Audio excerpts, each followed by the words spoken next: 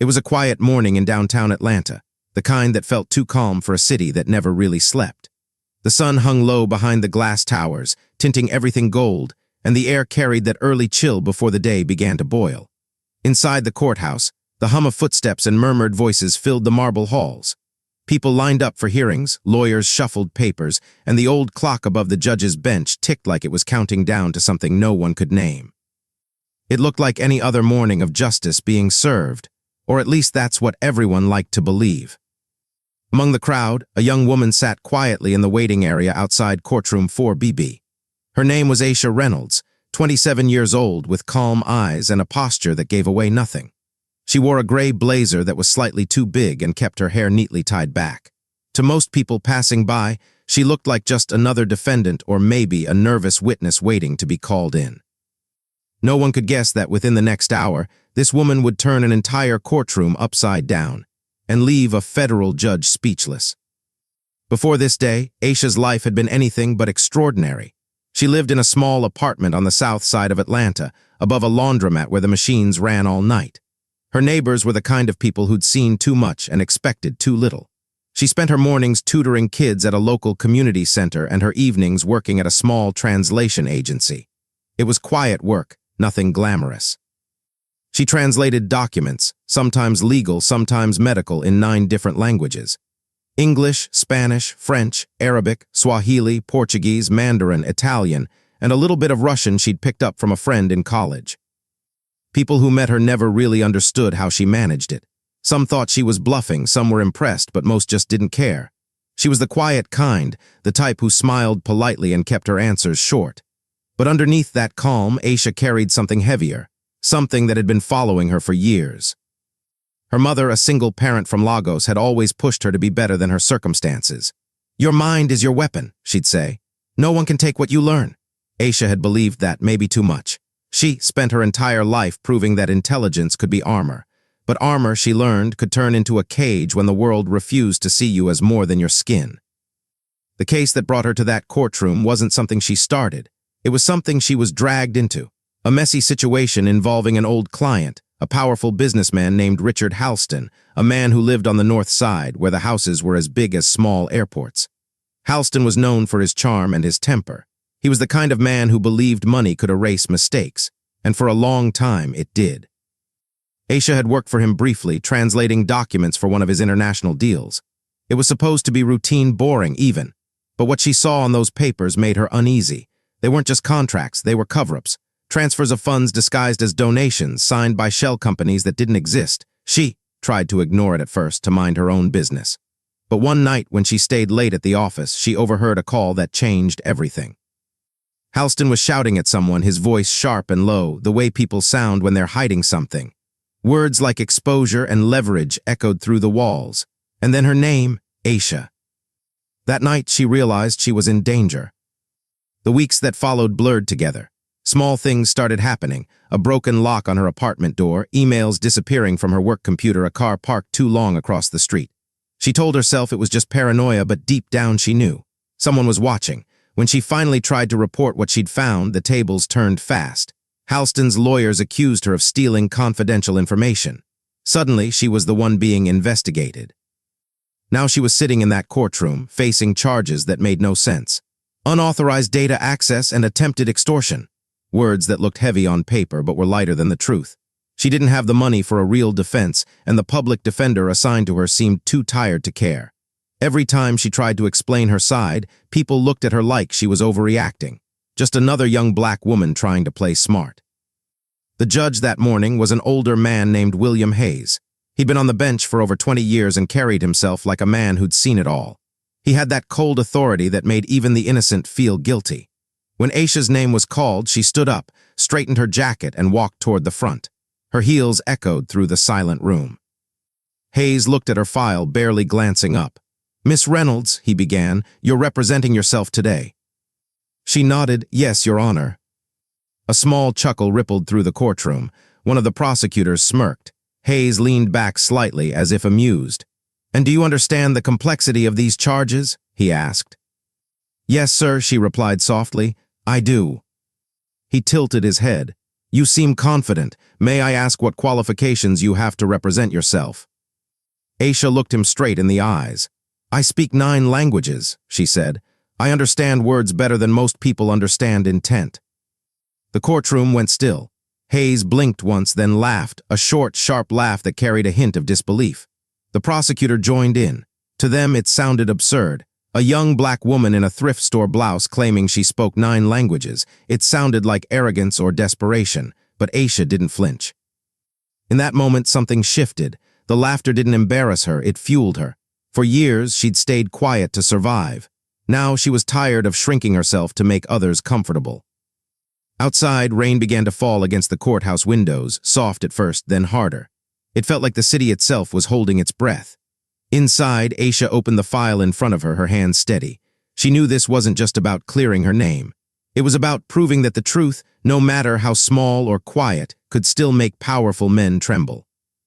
And though no one in that room knew it yet, the moment she started to speak would change everything.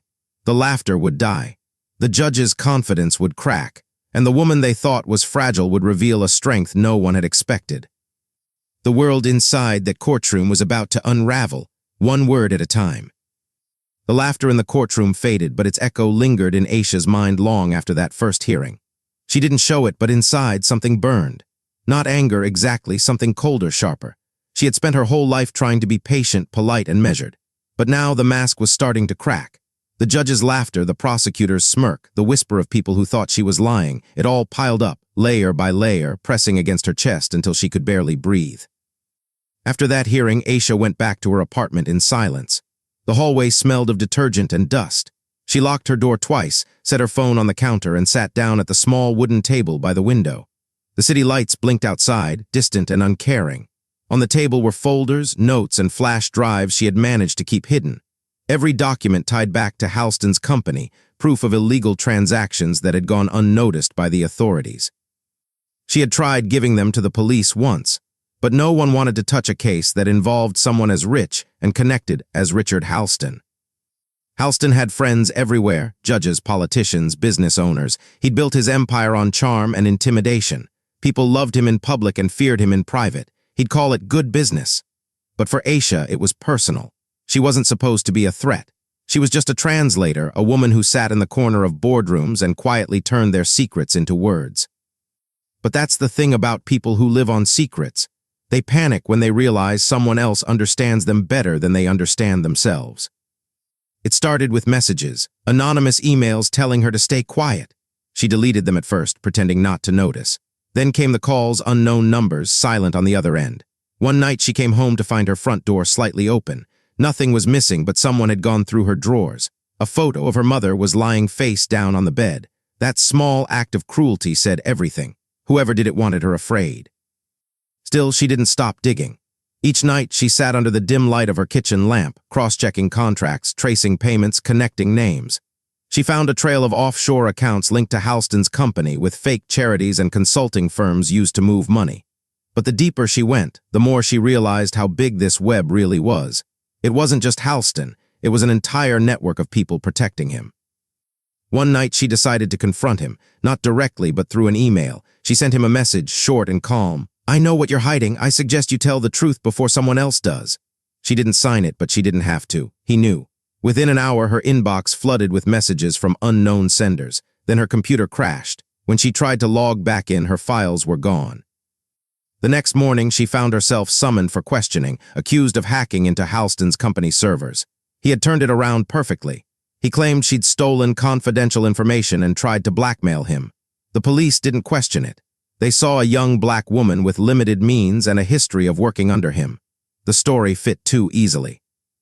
Aisha's mother begged her to let it go.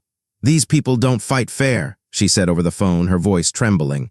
Just stay safe, walk away. But Aisha couldn't. She had seen too much. And maybe part of her was tired of being told to stay quiet, to be small, to survive instead of live. As the weeks passed, the trial moved closer and the pressure tightened like a rope. Aisha started noticing a black SUV that followed her from work. She couldn't prove it, but she felt it, that quiet, constant presence in her rearview mirror. Her sleep grew thin, her hands shaky.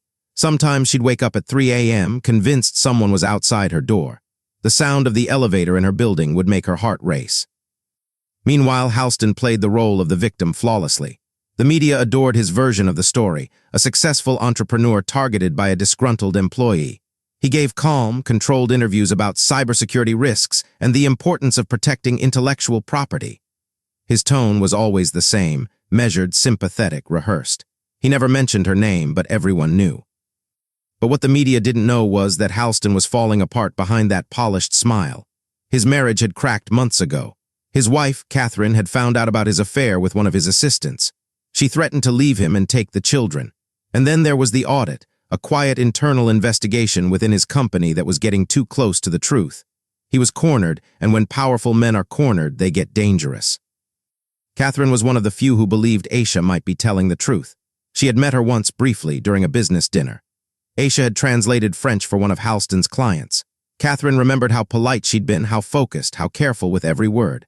Months later, when she saw Aisha's face on the news, something about it didn't sit right. She knew her husband's temper. She'd seen it behind closed doors, the shouting, the slammed doors, the way he could twist words until they lost their meaning.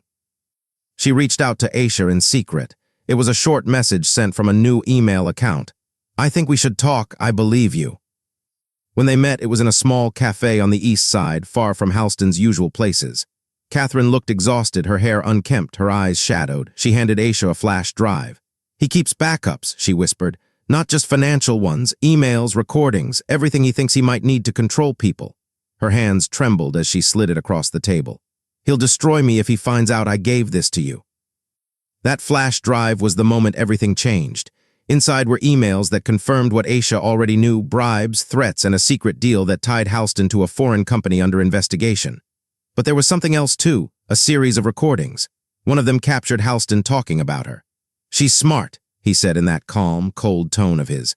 "Too smart for her own good. People like that need to learn their place." When Aisha heard that, something in her snapped. She wasn't just fighting for her name anymore. She was fighting for every person who had ever been silenced by someone richer, louder, or whiter. But she also knew what it meant. Once she brought this forward, there was no going back. As the trial date drew near, both sides grew restless. Halston's lawyers filed motions to dismiss evidence, while Aisha fought to represent herself after her public defender withdrew. Rumors began to spread. Reporters camped outside the courthouse. And beneath it all, the quiet threat loomed. Someone didn't want the truth to reach the courtroom.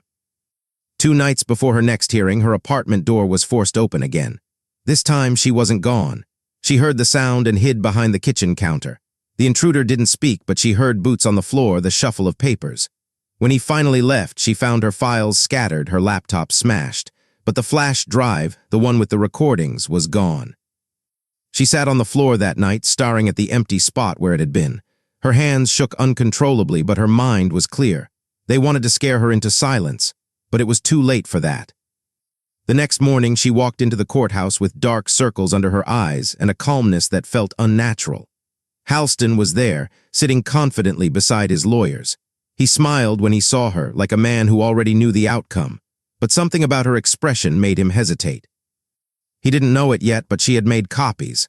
Every single file, every recording, hidden in a place he'd never think to look. She wasn't just defending herself anymore. She was ready to expose him, even if it destroyed them both. And as the tension between them grew, each glare, each word in that courtroom carrying more venom, the line between justice and revenge began to blur. Aisha wasn't sure which one she was chasing anymore. All she knew was that the truth was coming, and when it did, someone would fall. The air in the courtroom grew heavier with every session.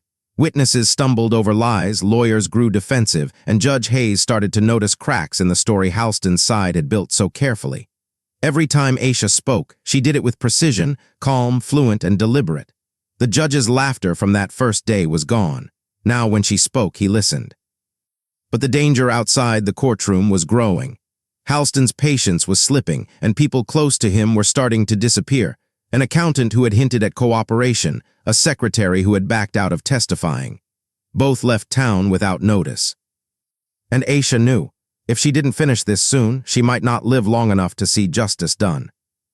The tension had reached its peak.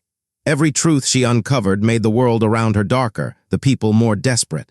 Somewhere between her fight for justice and her need for revenge, something inside her was changing. And that change, once it took hold, would lead directly to the moment that turned the entire case from a legal battle into something far more dangerous, something irreversible. The night it happened, Atlanta was drowning in rain. Sheets of water blurred the streetlights, turning them into trembling orbs of gold and red. The courthouse loomed in the distance, dark, silent, a fortress of judgment that would open its doors again at sunrise. But Aisha wasn't home. She hadn't been home since the last court session, when she'd seen Halston whisper something to his lawyer and look directly at her with a smile that chilled her blood. It wasn't the smile of a man who was confident. It was the smile of someone who knew what was coming next. She spent that evening in a cheap motel near the edge of the city, unable to shake the feeling that she was being watched. Her phone buzzed twice, unknown number. She didn't answer. The third time a message came through, "We need to meet, it's about the files." It was signed with a name she hadn't seen in weeks, Catherine Halston. For a long time, Aisha stared at the screen, her thoughts tangled between fear and suspicion. She hadn't heard from Catherine since the night she gave her the flash drive. Could it be a trap? Possibly. But something in her gut told her this wasn't fake. Catherine had sounded desperate that day at the cafe, trapped between guilt and fear, and now it seemed like she had reached her breaking point. They agreed to meet at Halston's office, the place where all of it had started. Midnight. The building stood tall and glassy, reflecting the storm like a dark mirror. The security lights flickered as Aisha stepped through the revolving doors. She was drenched from the rain, her hair clinging to her face, her heart pounding hard enough to make her dizzy. The lobby was empty except for the faint hum of the elevator. The air smelled like disinfectant and static. When the doors opened on the top floor, she found the office hallway lit only by the glow from Halston's private suite.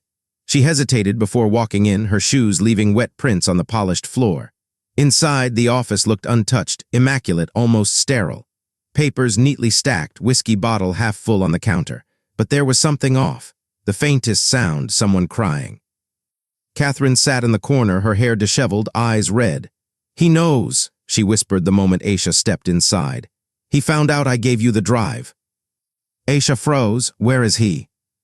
Before Catherine could answer, the sound of the elevator doors closing echoed down the hallway. Heavy footsteps followed. Halston appeared in the doorway, his coat soaked through, his face calm but eyes burning with something animal. "You shouldn't be here," he said, his voice low, almost gentle. "Either of you." Catherine stood, trembling. "Richard, please, just listen." He ignored her, his gaze locked on Aisha.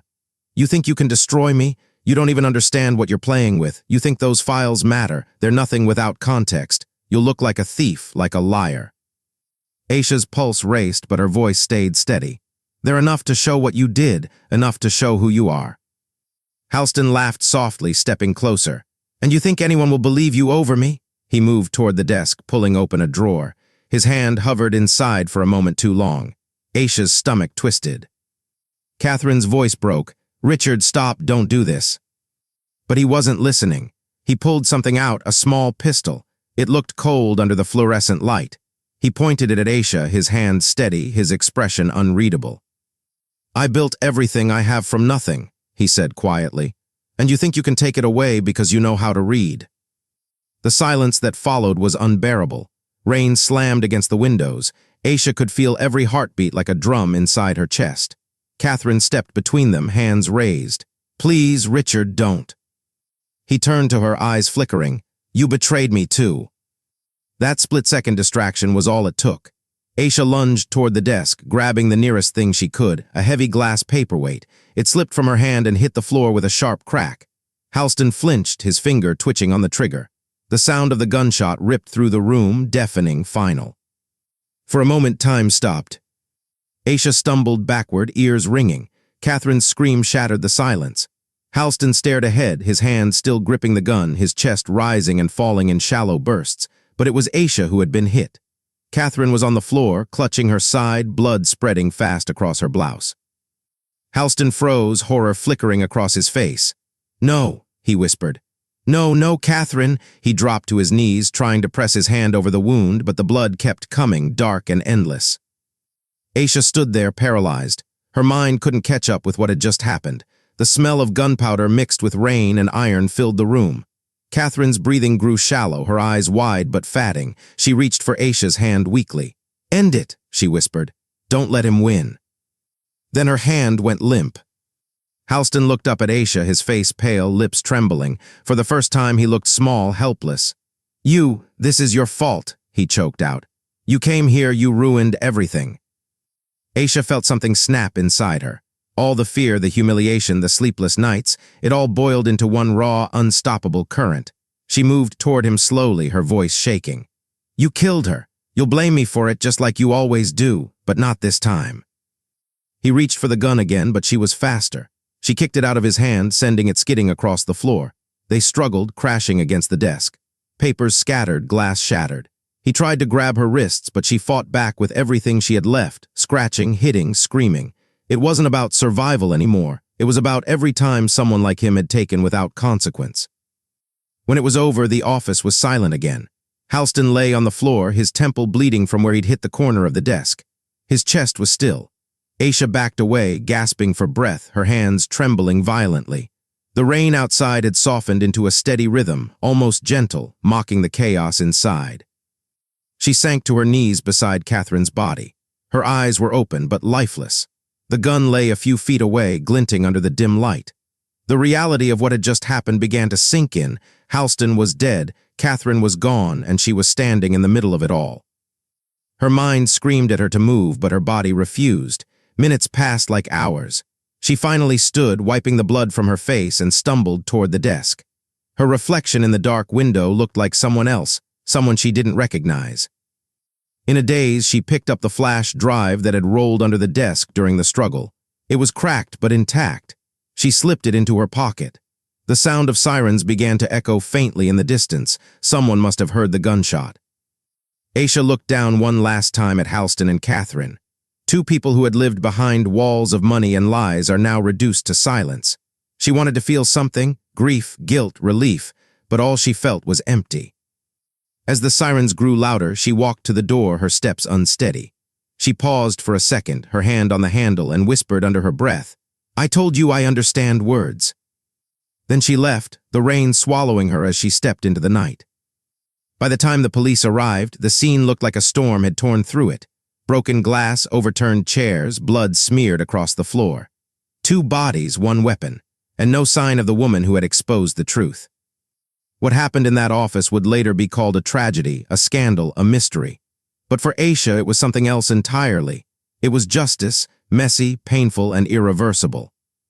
The rain didn't stop for 3 days after that night. It fell over Atlanta like a curtain, washing the city clean of dust but not of memory. The Halston building remained sealed off, surrounded by yellow tape that fluttered in the wind. Reporters swarmed the scene, their voices cold and professional as they stood before the camera lights.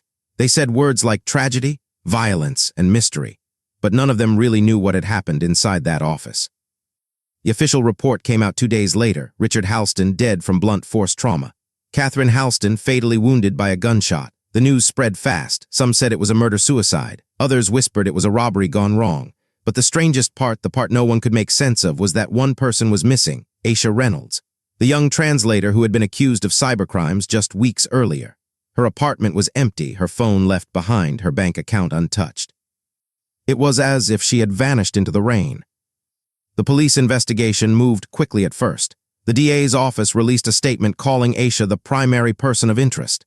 They painted her as unstable, suggesting she had confronted Halston in a fit of rage. But then small cracks began to appear in their version of events. The security footage from the building that night had gaps, whole minutes missing. The gun registered to Halston had no prints except his and Catherine. And though Aisha's name was whispered on every news channel, something about the story didn't fit neatly into the box they were trying to force it into. Judge Hayes watched it all unfold with a heaviness he couldn't shake. He remembered the look in Aisha's eyes that first day in court, steady, sharp, tired of being underestimated. He'd laughed at her confidence, and that memory gnawed at him now. When the reports came in that both Halstons were dead, he sat alone in his chambers for a long time, staring at the file with her name on it. He wanted to believe she had snapped, that it was some tragic fall from grace. But deep down, a voice kept whispering that maybe the system had failed her long before that night ever happened. Catherine's family was broken. Her sister flew in from Chicago to handle the arrangements, her face pale and tight with anger. She refused to speak to reporters, but the frustration was written all over her body. She'd always known something was wrong in that marriage, but she'd never imagined it would end this way. She was scared, she told police quietly. She said he was losing control. You didn't listen. Halston's funeral was closed to the public, but attended by nearly every major figure in the city, businessmen, judges, politicians. The same people who'd once shaken his hand and smiled for photos now stood in the rain pretending to mourn. They called him a visionary, a leader, a man who'd transformed Atlanta's economic landscape. None of them mentioned the investigations that were quietly reopening behind the scenes, the accounts under scrutiny, or the silent panic among his business partners. His death had opened doors no one wanted opened. The press turned the story into something bigger than the truth. Headlines read "The Genius Who Fell," "A Perfect Marriage Ends in Blood," and "The Vanishing Linguist." They turned Aisha into a ghost, a symbol of danger, mystery, and rebellion. Some called her a criminal, others called her a hero. Online, people debated her every move, creating theories and videos dissecting her past. Her name became a storm, and the real person behind it got lost somewhere between fact and fear. But while the city argued, one person still searched for the truth: Detective Maria Ortega, the lead investigator assigned to the case. She had been the first to arrive at the scene that night and had never been able to shake the look on Aisha's face from the photo she found in the court records. There was something about it, a quiet intelligence, a tired kind of dignity that didn't match the image of a killer. Maria dug deeper. She went through Aisha's apartment, carefully examining what little she'd left behind. Most of her things were ordinary: books, notebooks full of language exercises, a cracked laptop, sticky notes in multiple languages pinned to the wall.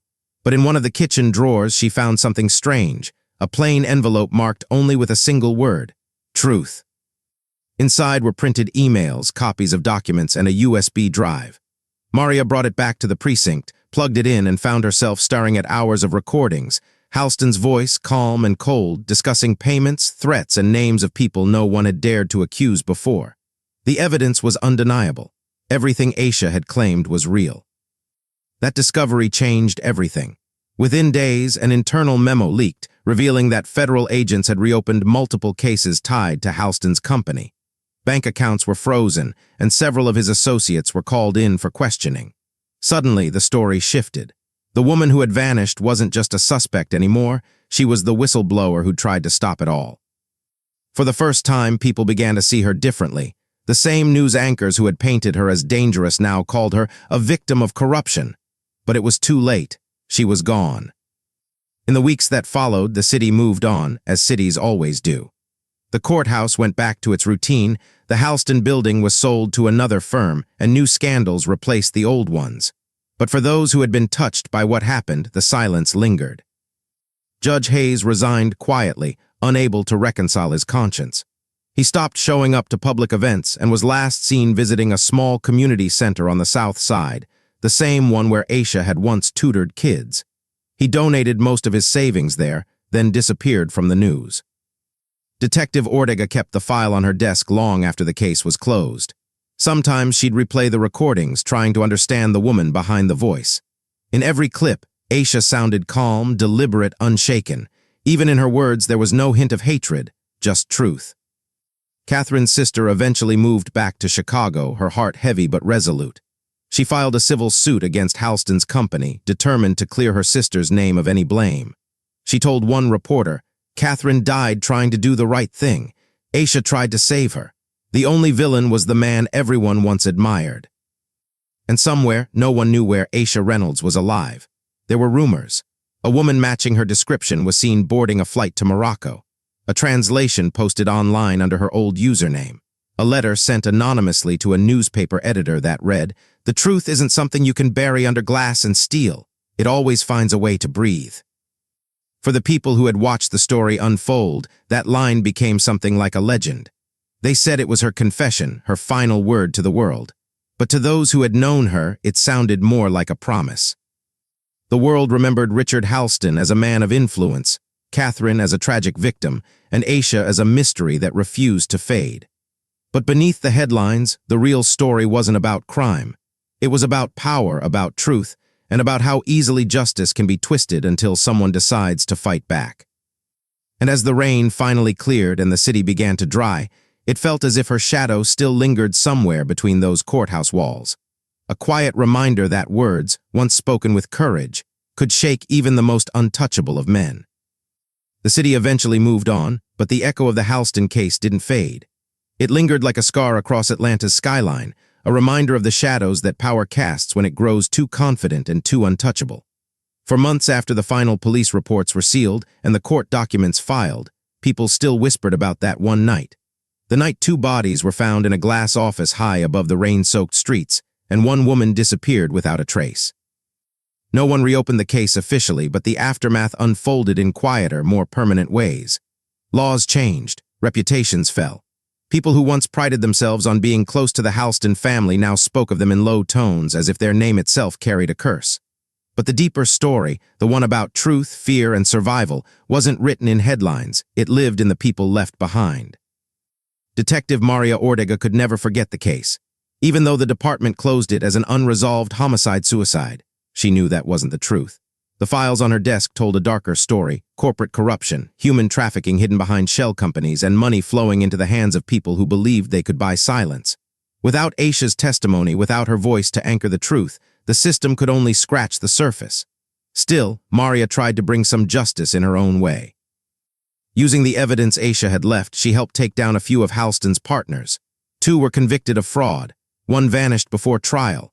Those small victories didn't undo what had been done, but they meant something.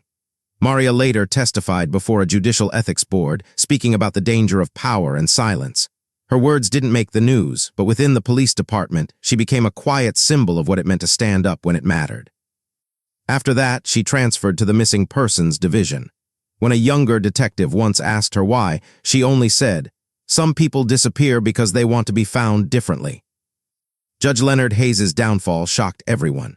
Once respected and admired, he resigned after years of serving on the bench, claiming personal and ethical conflict. The truth was simpler: he couldn't live with what he'd ignored. For years, he'd ruled in favor of men like Halston, men who could twist the law to their advantage while hiding behind charm and money. He had dismissed women like Aisha, too outspoken, too sure of themselves, too unwilling to be silenced. After the case, he withdrew from public life completely. He spent the rest of his years teaching language to children in underfunded schools, perhaps searching for redemption in small acts. Late at night, he would look at old photos, courtrooms, news clippings, headlines that once called him a hero, and feel the weight of what those words had cost. Before he died, he left behind a note that said, "We talk about justice like it's a structure, something built and solid, but it's not. It's an act, something you choose every day, usually against your own comfort." Catherine Halston's sister, Evelyn, became her voice. For months after the tragedy, the public painted Catherine as complicit, a trophy wife who benefited from her husband's crimes. Evelyn refused to let that lie stand. She shared Catherine's letters with journalists and women's rights groups. The letters told a painful story: years of emotional control, manipulation, and financial abuse that had trapped her behind the image of a perfect life. The release of those letters sparked national discussions about invisible abuse in wealthy households. Lawmakers took notice, leading to reforms that recognized financial coercion as a form of domestic violence. In one interview, Evelyn said softly, "If my sister's story helps one woman escape, then maybe that's what she wanted all along." Aisha Reynolds was never found, but the traces she left behind changed everything. Months after the case was closed, an anonymous article appeared online titled "The Price of Silence." It included evidence from the case, audio files, transcripts, and documents that pointed directly to Halston's crimes. It has no author, but it began with a single line: "Truth doesn't die when the people who speak it do, it adapts." The article spread fast, reigniting federal investigations and strengthening whistleblower protections across the country. There were rumors of Aisha sightings in Europe, Africa, and even South America, but none were ever confirmed. Some believed she was alive and living under a new name. Others thought she had been silenced for good. Those who knew her liked to believe she had survived, that she was still out there, quietly translating truth into languages the world refused to understand. When the city finally stopped talking about the Halstons, questions remained. How much truth can society really handle before it turns on the person who speaks it? What happens when justice becomes something that can be bought? How far will someone go, not for fame or revenge, but simply to be believed? The Halston case forced people to confront the ugly truth about power, that it protects itself first. It wasn't a simple story of good and evil, but one of imbalance, where honesty became rebellion. Law students would later study the case under the title, "The Halston Ethics Scandal," debating whether Aisha's actions were moral even if they weren't legal. The uncomfortable conclusion many reached was that sometimes morality demands what the law forbids. For all the societal change the case inspired, the personal loss was immense. Catherine was gone. Aisha was missing. Judge Hayes gave up his career. Detective Ortega gave up her ambition. Even the city itself seemed to age overnight. But something human survived in the ruins. Activists found courage in Aisha's defiance. Survivors of abuse found hope in Catherine's letters. Journalists, lawyers, and ordinary people began asking harder questions about how easily power bends the truth. Justice didn't come cleanly, but awareness did, and that was its own kind of victory. Years later, documentaries and books tried to tell the story, but the ending always stayed open. Some said Aisha died that night. Others claimed she was seen in Lisbon, walking near the docks, calm and unafraid. But those who truly understood her knew that whether she lived or died didn't change what she had done. She had already won. Her victory wasn't survival, it was transformation.